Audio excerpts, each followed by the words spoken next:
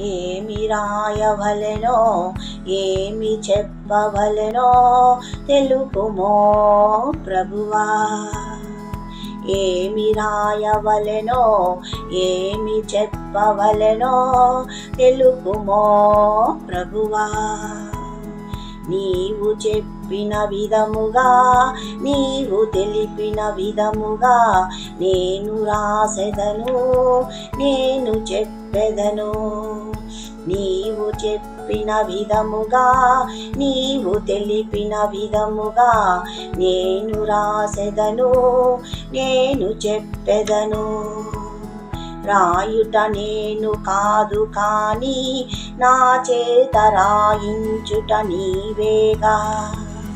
చెప్పుట నేను కాదు కానీ నా చేత చెప్పించుట నీవేగా.